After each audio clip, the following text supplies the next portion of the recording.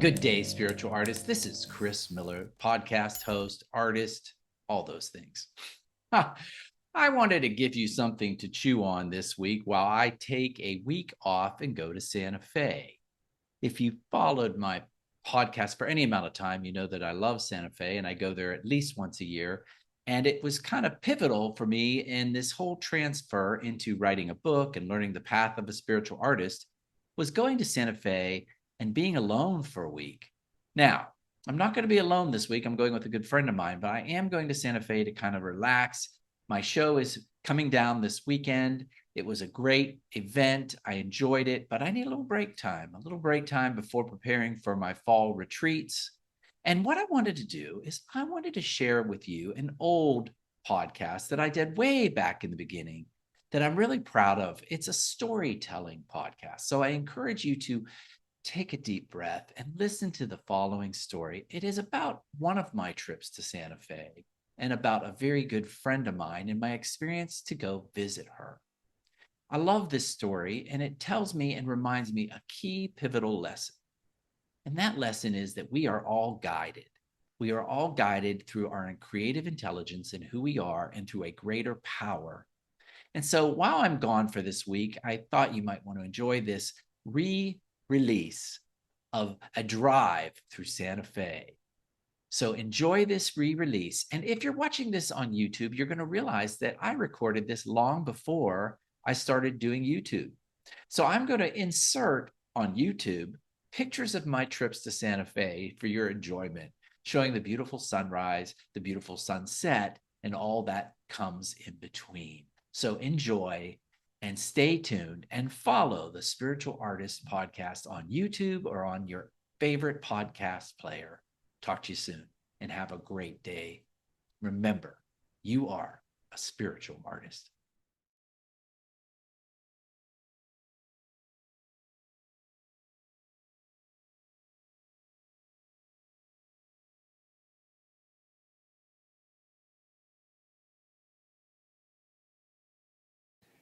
Welcome to the Spiritual Artist Podcast. This is Chris Miller. I invite you to join me as I interview artists from a variety of disciplines. We'll share powerful stories and lessons learned while making their art.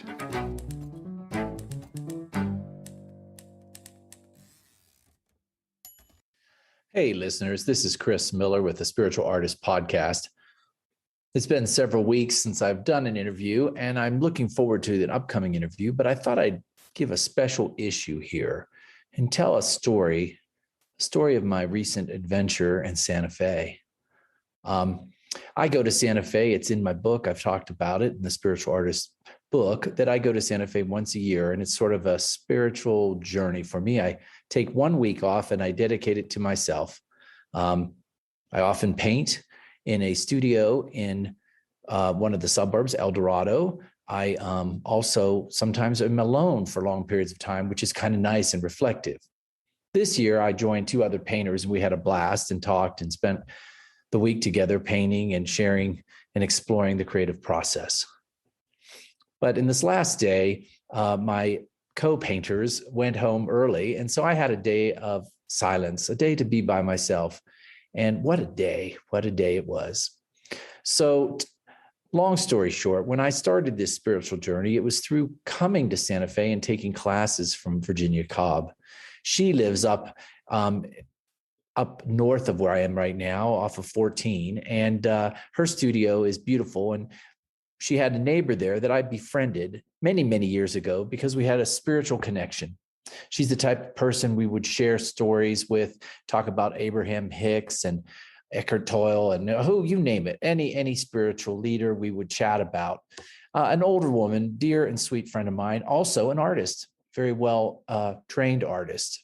Well, I decided that she is an older woman and she has been struggling with health issues the last 2 years. And with COVID, she's been rather shut in. So I thought I'm going to take my car and I'm going to drive up this beautiful drive through the Galisteo Canyon. I can't even explain how beautiful it is, but I will try shortly. And I'm going to go visit her. So intent in mind, I went down to the city of Santa Fe. I went to Trader Joe's, and first thing this morning, bought some flowers for her and just some edibles that would treat her, being that she's shut in and relied so much on people delivering groceries. Now, let me draw a picture for you a little bit about how secluded some of these areas are of Santa Fe. Several years ago, I forgot to bring my phone with me, believe it or not. And I would take this drive on this long, quiet road. And it was very, very frightening because I did not have a phone to guide me, to tell me which way to turn. And this is one of those places where gravel paths and sunflowers dot the side of the road, and signs are rather hidden often. And so it was really rather scary at the time. This was probably 8 years ago, and very frightening experience. And when my phone did finally arrive, I clutched it to my chest, knowing that, yes, I was in control once again. Well, strange things come back to us in life, and we are forced to learn lessons. And so today, after I drove into the city and bought these things for Trader Joe's, I came back to my home base and decided to take the drive up to see my friend Carolyn. Little did I notice suddenly that there was a low tire. One of the tire lights was coming on the car. Instant panic, going from a place of calm certitude, knowing that everything is working out to me, to suddenly, oh, this is a place where there aren't very many gas stations. There aren't service stations every few blocks. You don't have the reliability of Uber. You are isolated. And panic quickly swelled up in me. I wanted to see my friend. I was committed to seeing Carolyn. Hadn't seen her in 2 years with COVID. I wanted to greet her and make her feel loved. And at the same time, I was looking at this car with a low tire. So I drove to the closest gas station, which, by the way, is never very close, downtown, down near this local area in El Dorado. Pulled in, their pump is broken. The air does not work. So I look at my back right tire and I can see that it's obviously pretty low. And I decide, should I change it? Should I put the emergency tire on right now? Should I risk it and drive this long 30-minute drive up through the mountains of this secluded pass where there's very little sidewalks, there's nowhere to stop? I looked in the back, I saw that there was a jack and I could change it, but I decided I can do it. I can make it up there. I called Carolyn and she told me there's a gas station right up past her house on the peak of the hill. I thought, okay, I'll drive up to that gas station. Well, this trip, let me explain to you, I think it's one of the most beautiful pieces of road ever. It is dotted with sage and brush and cedar, and there's huge mountains on each side of you. Huge mountains, and the road is narrow and winds through, and it's a smoothly paved road. But boy, you get off of that pavement, you are in a ditch. So it's a beautiful, secluded area. There's yellow flowers blooming along the side of the road. The sun is dead center up in the sky, and my light is on in the car saying, "Warning, warning, tire pressure low." Well, a trip that is usually full of spiritual wonder and relaxation was rather actually tense for me. And let me explain to you. Second thing about this, interesting about Santa Fe, is the signal, the cell phone signals. They come out, they go in. So while I'm driving up this road, my cell phone starts going in and out. And the nice navigator with his British voice is no longer telling me to turn right at the light by the sunflower. And suddenly I have to remember where I'm going to get all the way up this hill. Now, good thing, I've done this path and this journey many times. I knew where to go, but I found myself really focusing on the car and fearing the car and talking myself down with yoga practices and breath work and not really enjoying the sights. It was rough. But I get up to the top of the hill, I pass Carolyn's entrance, and I go forward to the gas station, go inside, and there's a guy behind the counter, and I ask him, "Where is your air pump?" Guess what? He doesn't have one. It broke during COVID. Oh, I say, okay, where's the next one? Oh, 5 miles down the road, further away. There's one. Go down there. So I go out into my car, I look once again at my tire, nervous, get in the car and begin driving down the road to the next gas station. So I get down to the next gas station and I pull up, and there is, sure enough, an air pump with a credit card receiver. And I pump the air in, and it's working. Can you believe it? It's working. And the tire pumps up. But I don't know. Is it really, does it have a leak? Does this have a nail in it? Is it going to work for good? I don't know. I get in the car, the pressure valve on the dashboard says, yes, you're okay. You can do this. I think, okay. You know, we like to think that we love the great outdoors and we want to be free, but sometimes freedom is a little scary. And sometimes out on that road, you don't have the certitude of where you're going. So I drive up to Carolyn's place and let me draw a picture of Carolyn's place. She is right off the highway, but then she's down about 10 miles of winding road that is not paved. It's gravel. There's rivets in it where water drains. You can easily fall off.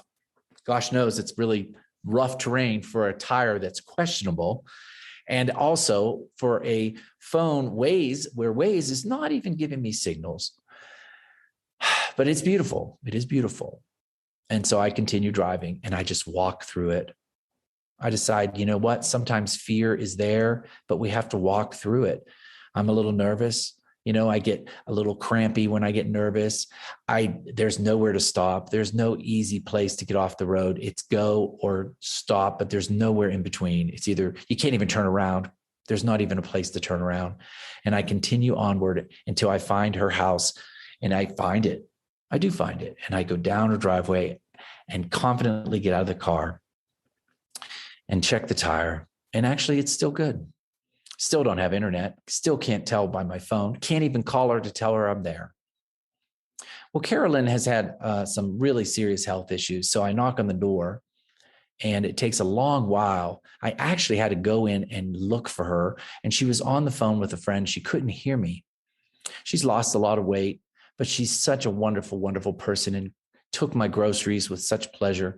And we walked outside, keeping a distance, of course, because this is COVID and I'm wearing a mask, and I stayed far away from her and she wore a mask and I didn't want to endanger her. Now, let me tell you, this is the woman that kind of started me on this journey of self-discovery and figuring out who I was spiritually. She's a wonderful person, sort of a guru, so to speak. She's lost so much weight and she's walking very, very delicately. And I know that it's been a rough 2 years for her. And she tells me her journey in discovering that she actually has Parkinson's disease. She explains it was a very challenging 2 years. She went in and out. She got confused at times, had trouble standing, couldn't even hold her balance. And she shared with me how very terrifying it had been, knowing and learning that she had this disease. It was only after visiting 3 different doctors, all of which gave different diagnoses, that she figured it out. Finally, one doctor said, well, here's how we know if you have Parkinson's. We give you the medicine. And if it helps, we know you have Parkinson's. True story. So she took the medicine and she felt loads better, clarity of thought. She could walk and move, still stiff, but she can walk. And it is that Carolyn that greeted me at her house. And we sat outside with a glass of water and talked about her begonias and life. And she talked to me about the fear of not being in control. Not being in control.